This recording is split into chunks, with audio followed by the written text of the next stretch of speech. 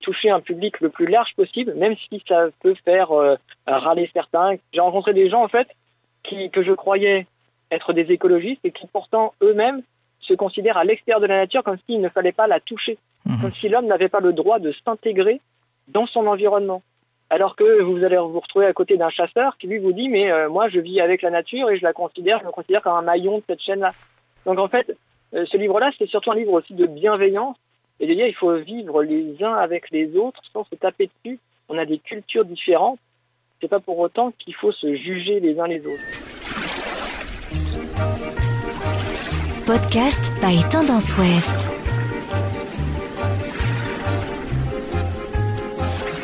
Bonjour à tous et bienvenue pour ce nouveau numéro des Bouquins dans les poches. Durant 7 ans, le photographe naturaliste et écrivain Geoffroy Delorme a partagé la vie des chevreuils au cœur de la forêt domaniale de Louviers en Normandie.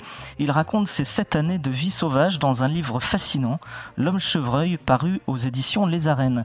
Bonjour Geoffroy Delorme. Bonjour. Et merci d'avoir accepté notre invitation. Je le disais, vous avez vécu en forêt durant 7 ans dans des conditions assez extrêmes, sans tente, sans abri, sans un sac de couchage.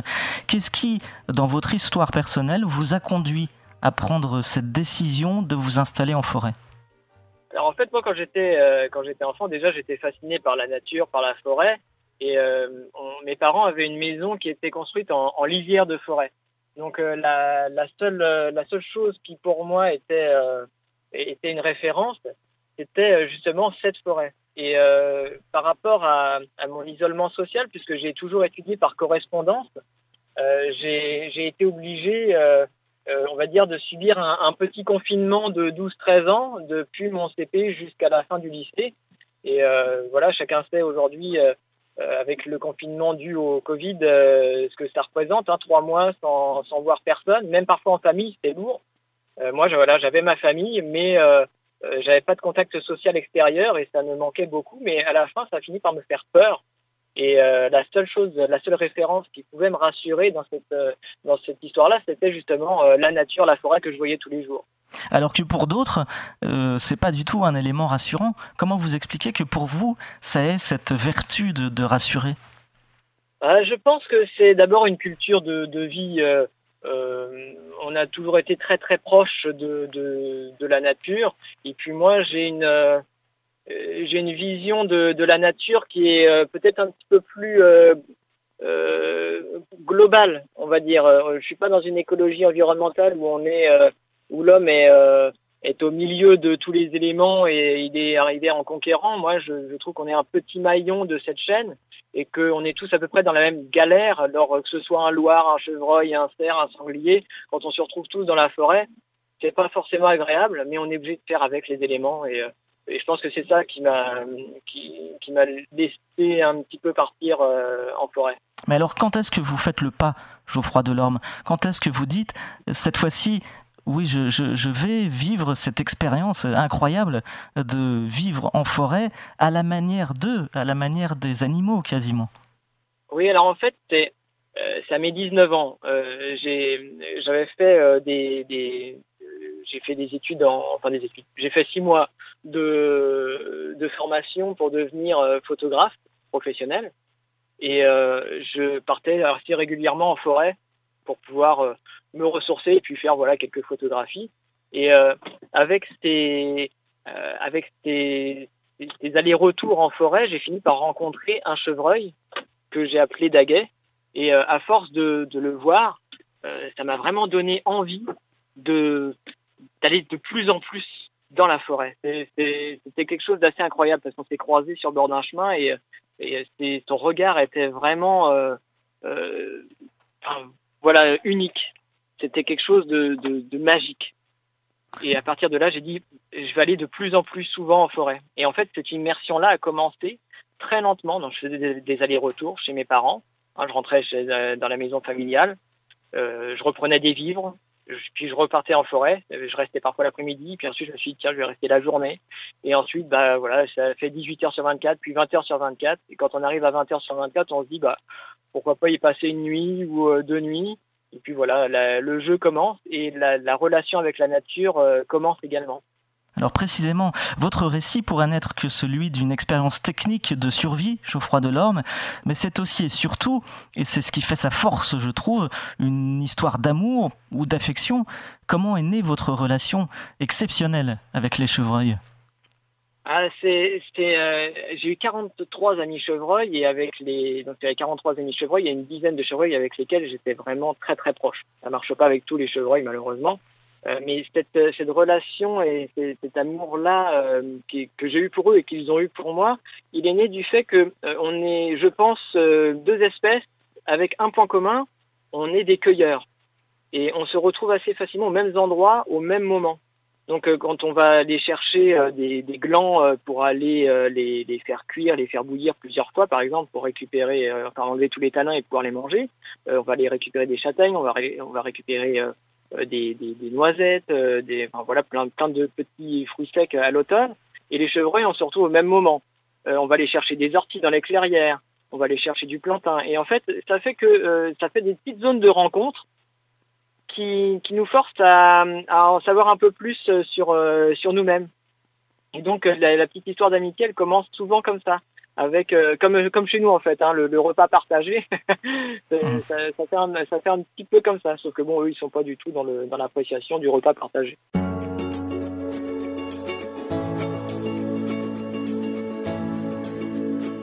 Podcast by Tendance Ouest.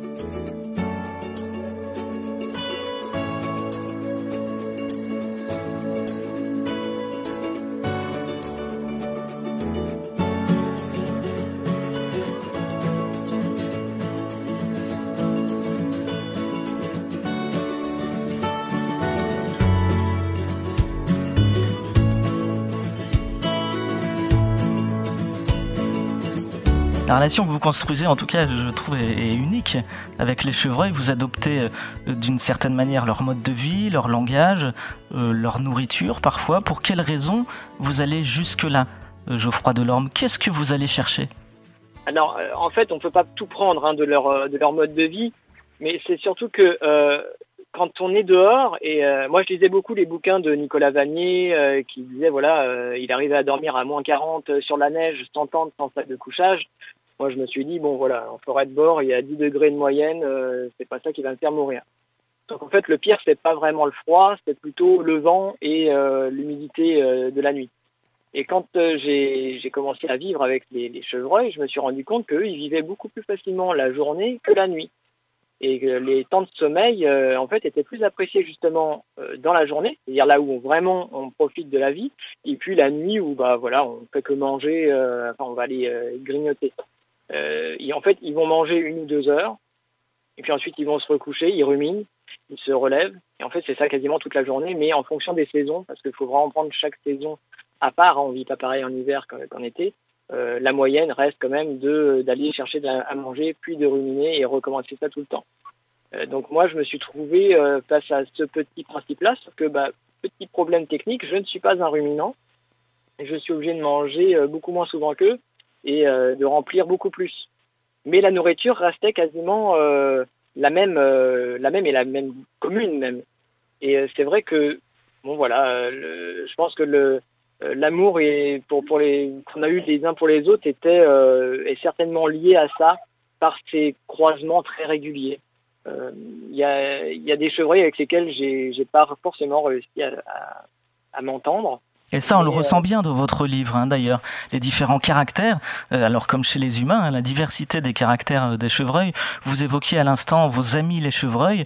Tout le long du livre, on a cette notion d'amitié forte. C'est un mot que vous employez beaucoup. D'ailleurs, vous donnez un prénom à chacun des chevreuils que vous croisez. Et puis, on découvre cette relation. Alors là, on a l'impression de lire vraiment presque une épopée romanesque quand on lit votre ouvrage. Tout ça lié à des données, je trouve, très, très scientifiques aussi, très technique. Et puis l'un des fruits en tout cas de ces heures d'observation et de vie commune avec les cervidés vous permettent même de parler chevreuil. Alors ça, c'est l'une des choses qui m'a fasciné dans l'une des parties du livre, c'est cette manière que vous avez aussi d'employer l'aboiement, les sons que produisent les chevreuils. Oui, parce qu'en fait, c'est un animal qui chuchote plus qu'il aboie, en fait. Ils sont toujours en communication, mais par des petits chuchotis ou par des des tout petits cris. L'aboiement, il sert vraiment qu'à soit marquer le territoire pour marquer sa présence, soit pour indiquer un danger. Mais en fait, la vraie communication, elle se fait par l'odeur. C'est-à-dire que quand vous pensez à quelque chose de positif, votre odeur, elle est plutôt sucrée. Si vous pensez à quelque chose de négatif, elle sera plutôt acide. Et de ce fait-là, vous allez transformer votre odeur et vous allez lui donner des indications. Donc, on va jouer sur tout un panel d'odeurs, acre, âpre, amer, sucré. Et tout ça, voilà, ça va lui donner beaucoup d'indications sur notre carte d'identité olfactive. Et plus il connaît mon odeur, plus il va s'approcher de moi, donc mieux il va me reconnaître visuellement. Puis ensuite, il va essayer de développer tous ses sens. Il fonctionne pas du tout comme nous avec, voilà, je parle, je suis intelligent. On développe tous les sens, les 5 sens, et ensuite, on peut réellement rentrer en communication. Là où c'est surtout surprenant, c'est que c'est une communication que nous, on peut avoir avec quasiment tous les animaux, mais les chevreuils ne l'utilisent pas pour aller communiquer avec des sangliers ou des cerfs ou des biches ou des écureuils. Donc l'humain a ce quelque chose de très particulier qui peut vivre avec les autres espèces et il attire même les autres espèces. On a l'impression qu'on est fascinant pour eux. C'est ça qui est assez incroyable. Geoffroy Delorme, durant ces 7 ans, vous vivez dans des conditions extrêmes de survie. Il y a, j'ai envie de dire, cette belle histoire avec les chevreuils, et puis il y a cette notion de survie, parfois très dure. On vous suit dans des moments quasiment d'hypothermie, presque des situations dangereuses. Pourquoi il est important de ne rien emporter avec vous, presque, de ce que j'appellerais de manière un peu globale, comme ça, notre monde moderne ? En fait, à l'époque, j'avais pas encore fait, on va dire, mon mea culpa. À l'époque, j'étais plutôt 100% végétarien, pourquoi pas carrément vegan. J'étais anti-chasse, j'étais anti-tout, enfin voilà, un rebelle, enfin, comme on peut l'être quand on sort de l'adolescence, on va dire. Et puis, la forêt m'a donné tellement de coups sur la tête que on se dit, mais en fait, j'ai pas besoin de grand-chose. Quand vous avez faim, parfois vous allez avoir des odeurs qui vous rappellent le monde humain. Il y a des plantes qui vous rappellent l'odeur des gaufres. Il y a le bois parfois quand il sèche de certains arbres, ça vous rappelle l'odeur des pommes de terre sautées ou ce genre de choses. Donc il y a cette espèce de torture morale et mentale qui est là. Et en fait, on est perdu jusqu'au moment où on finit par l'accepter parce que on n'a pas d'autre choix. Et je voulais pas au tout début, quand je revenais dans la maison familiale, que je retrouvais le confort moderne pendant une journée ou deux, ou parfois pendant quelques heures ou une nuit, j'avais l'impression que toutes ces odeurs-là commençaient à m'être un petit peu étrangères. Et tout le matériel superflu que j'avais était lourd dans le sac à dos. On a l'impression de s'encombrer la vie avec beaucoup de choses. Et qu'en fait, on peut faire beaucoup plus simplement. Alors évidemment, ce qu'il faut s'imaginer, c'est que voilà, pendant mon année en totale autonomie, j'ai perdu 10 kilos, j'étais pas forcément bien en point, on peut pas vivre comme ça éternellement, hein, c'est pas possible.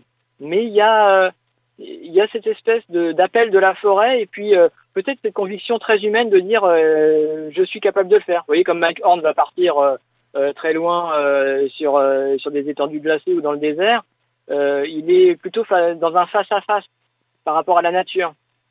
Moi, je me suis dit, pourquoi ne pas tenter le partenariat ? Oui, vous avez pas forcé le combat, hein, vous n'êtes pas allé au combat, vous avez accepté le milieu. Voilà, c'est une autre façon de l'approcher. On souffre de toute façon, qu'on soit dans le combat ou en partenariat, c'est à peu près la même chose. Hein. Vous avez intérêt à bien vous organiser, à être plutôt costaud, être fait pour ça. Si vous n'aimez pas la nature, si vous n'aimez pas avoir froid, vous n'aimez pas avoir soif ou faim, c'est pas fait pour vous. Après, même moi, à l'heure actuelle, je suis pas sûr que j'aimerais revivre à 100% cette aventure-là. Je la ferais différemment. Je prendrais quand même de la nourriture plus humaine. Je prendrais un petit peu plus de confort, un hamac, un sac de couchage. Oui, c'est sûr. En plus, à l'époque, il faut savoir que voilà, c'était en 2003, tout le matériel qu'on connaît aujourd'hui n'existait pas. Et c'était des prix beaucoup moins inaccessibles qu'aujourd'hui. Donc il y a beaucoup de choses en fait qui se sont cumulées et qui ont fait qu'à à la fin, j'ai dit bon, ben voilà, ça sert pas forcément à grand chose de lutter, autant faire avec la nature.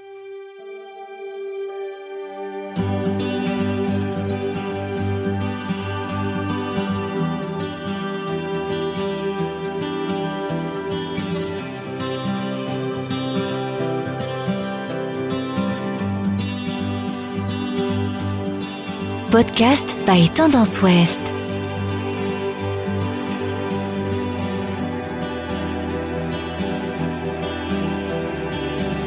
Dans votre livre Geoffroy Delorme, vous liez le récit personnel à une description très précise du comportement des chevreuils. Ça en fait presque, je trouve, une étude scientifique.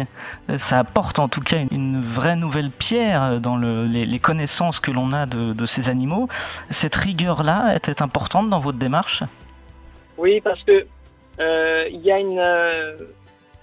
en fait, aujourd'hui, on se désintéresse un peu de la nature d'une certaine manière. On s'y intéresse dans le sens où elle nous fait peur et que si on ne la gère pas, elle risque de nous détruire.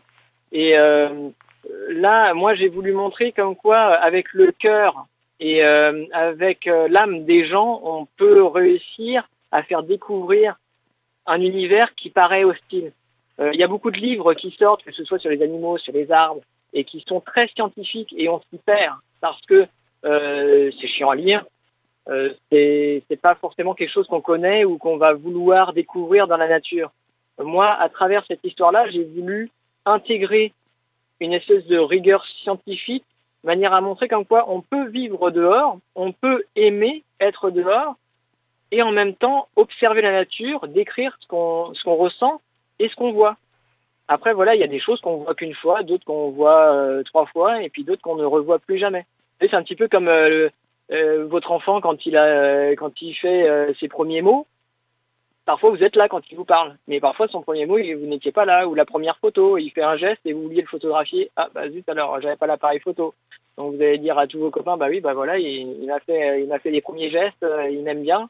Ah oui, mais c'est pas en photo. Et quand on vit dans la nature, il y a des choses qu'on arrive à photographier, d'autres pas.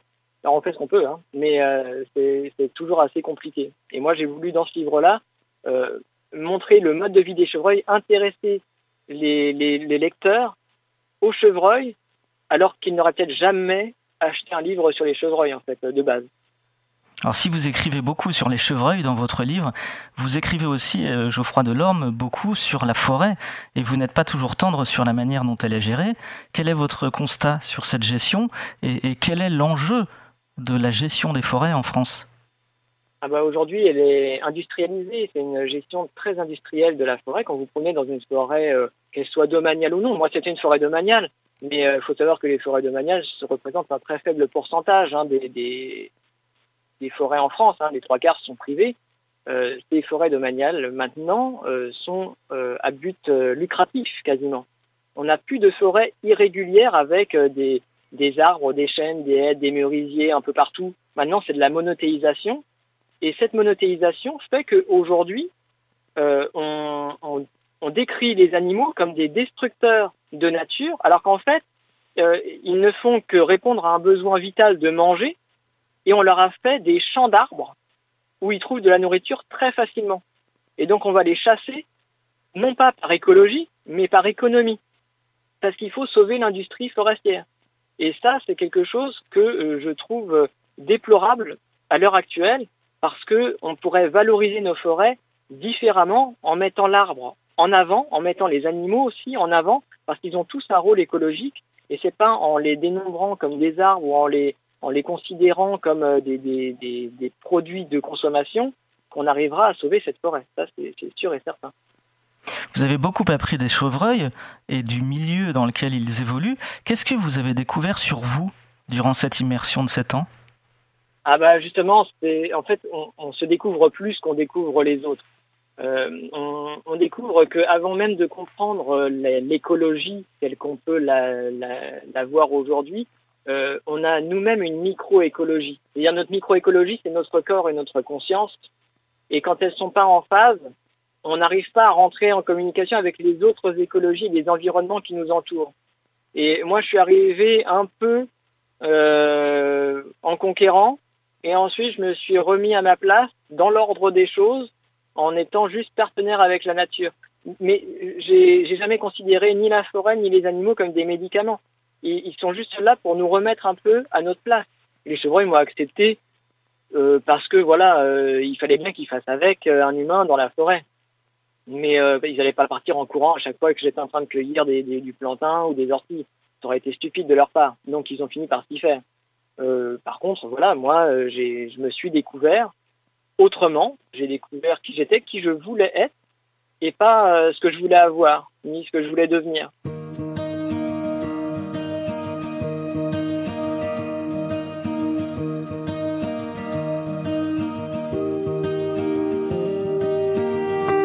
Podcast by Tendance Ouest.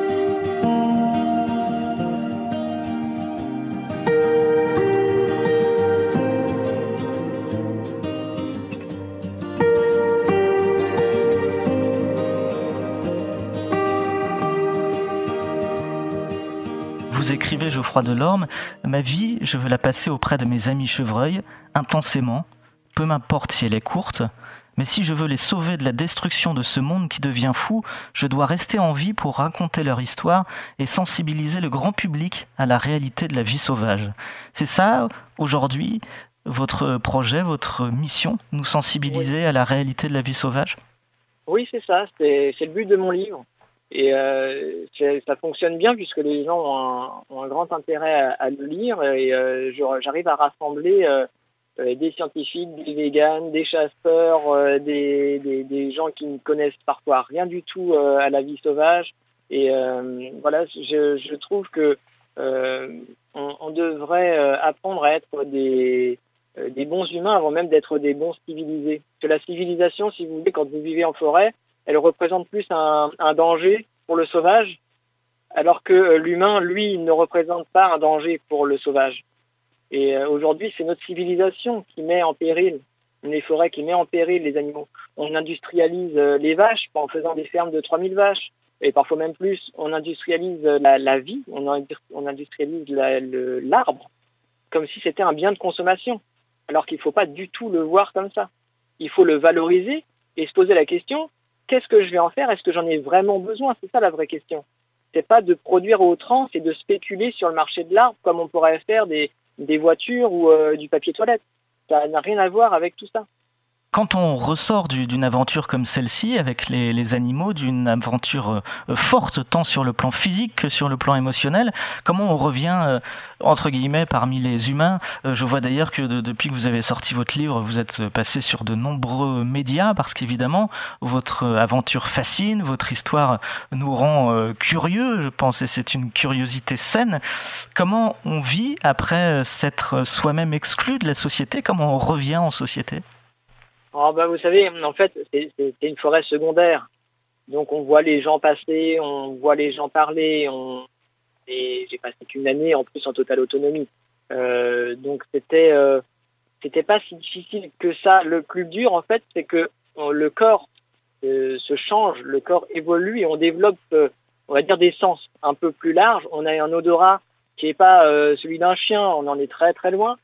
Mais par rapport à d'autres humains, j'ai peut-être une petite capacité supplémentaire et j'arrivais à percevoir les humeurs des gens, leur comportement, leur caractère avant même qu'ils ne me parlent. Et ça a été le plus dur à gérer. Et puis ensuite, la réintégration, c'est surtout que voilà, notre civilisation, quand vous voulez un appartement, quand vous voulez quelque chose, personne ne vous fait confiance. Et moi, je sortais d'un univers où normalement, on n'est pas censé vivre avec des chevreuils et pourtant, ils m'ont fait confiance. Et je reviens dans une société humaine où les gens sont censés m'apporter leur soutien et je me retrouve sans rien. Donc ça a été assez difficile. Et puis ma compagne que j'ai rencontrée en forêt, elle, pour le coup, elle était parisienne. Elle faisait que promener son chien dans la forêt. Et je suis allé la voir pour lui dire qu'il y avait un gros sanglier qui était tout en haut du chemin parce que voilà, on n'arrivait pas du tout à traverser un chemin avec Daguet et depuis le début de la journée, c'était pas très très bien parti. Et j'ai décidé d'aller voir cette personne-là. Et puis, en fait, on s'est vu, on est tombé amoureux. Et on ne s'est plus vraiment quitté. Mais elle m'a apporté beaucoup. Cette femme-là m'a montré comment me resociabiliser, parce que c'était quelque chose que je ne connaissais pas. Ce qui ne veut pas dire que je ne savais pas parler, ni écrire, ni compter. Hein. Mais voilà, le contact humain, elle m'a vraiment développé là-dessus. Et puis, aujourd'hui, je m'en sers énormément. C'est ce qui prouve d'ailleurs que quel que soit le milieu dans lequel on vit, il faut savoir s'adapter. Aujourd'hui, on est beaucoup dans une écologie punitive à dire aux gens, voilà, il ne faut pas faire ci, il ne faut pas faire ça c'est pas bien, comme s'ils étaient responsables de tout. Alors qu'en fait, la solution, c'est plutôt de savoir comment on s'adapte à ce monde-là. Et l'éducation se fait avant même la punition. Et aujourd'hui, on n'est pas dans ce principe-là. Et c'est fort dommage. C'est pour ça que j'ai décidé d'écrire ce livre-là, L'Homme Chevreuil, pour pouvoir toucher un public le plus large possible, même si ça peut faire râler certains, que je me retrouve avec des écologistes qui se trouvent eux-mêmes à l'extérieur de la nature. J'ai rencontré des gens, en fait, que je croyais être des écologistes et qui pourtant eux-mêmes se considèrent à l'extérieur de la nature comme s'il ne fallait pas la toucher, comme si l'homme n'avait pas le droit de s'intégrer dans son environnement. Alors que vous allez vous retrouver à côté d'un chasseur qui lui vous dit mais moi je vis avec la nature et je me considère comme un maillon de cette chaîne-là.